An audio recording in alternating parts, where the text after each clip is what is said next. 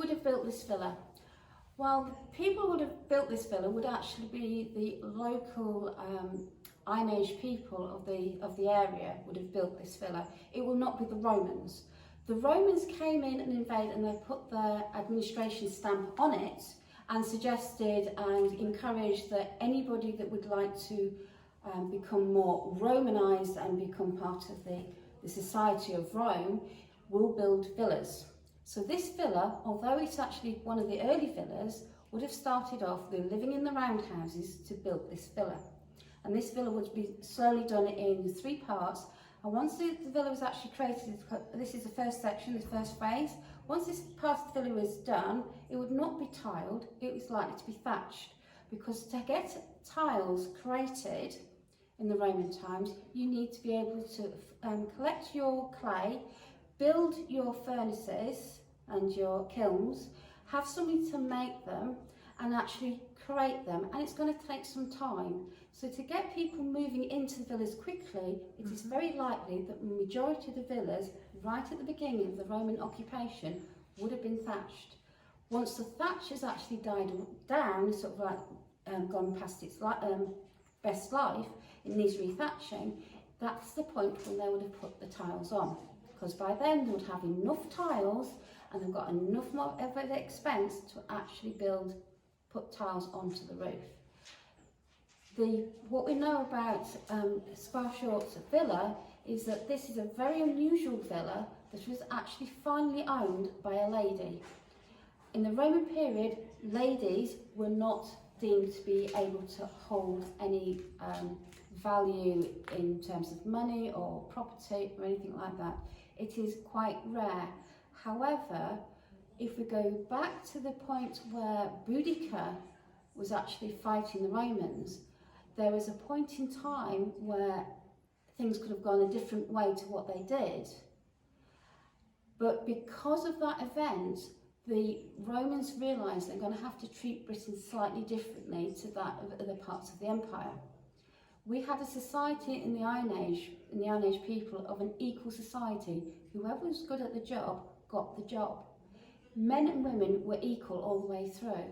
So it is possible that this person, this female that's managed to inherit this villa, the daughter of the person that died, was actually an Iron Age person and therefore had the right to actually own the villa. She was the last one to live here.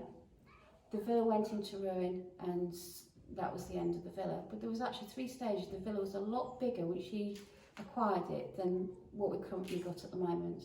There would be 3 other wings and you'd have the bathhouse as well.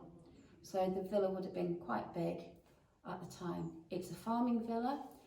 She probably would have had slaves and servants and people working along the farm with her.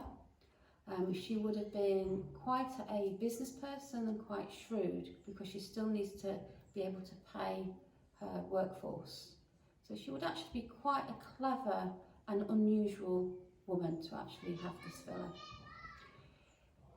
If we're talking about slaves, the question you need to ask, do you want to be a slave, a servant or a free person? A free person male does have the luxury of being able to get married, to have own their own property, be quite forceful in politics, but equally they're going to have to watch their back because being someone that's quite rich and in politics, there are people that want to take that away.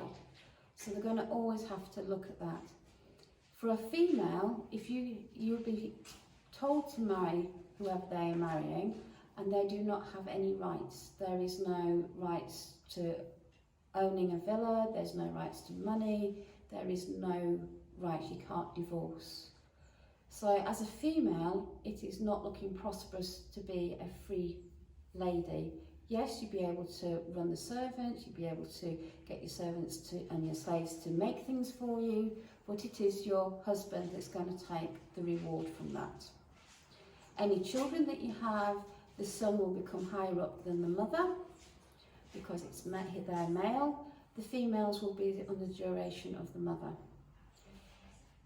As a servant, you get paid to do your work and to move on, you would need to have a recommendation from your previous owner.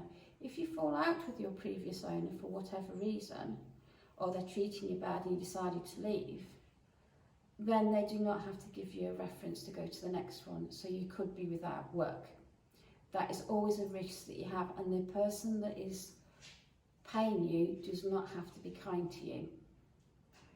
If you're a slave, and the slaves can be male or female, you have slaves for various different things. Your slave could be a weaver. If they're a weaver, they're going to have a skill. If they're a very good weaver, whenever they weave anything, it will be yours, or at least your husband's. If you get a good reputation of having good cloth, then your wealth becomes greater, and you look after your slave quite well. You clothe them, feed them, and treat them with quite high respect. If they stay with you for a long duration, you may even free them and give them a pension to go off and live the end of their lives, which will only probably be about 5 years. So the society is very different. Slaves can be treated badly by Romans, or they can be treated very well, depending on the value of the slave. If the slave has some sort of skill that is classified as a great value, then they're going to be looked after. If the skill is not great, then they probably won't get looked after as well. But it depends on the owners.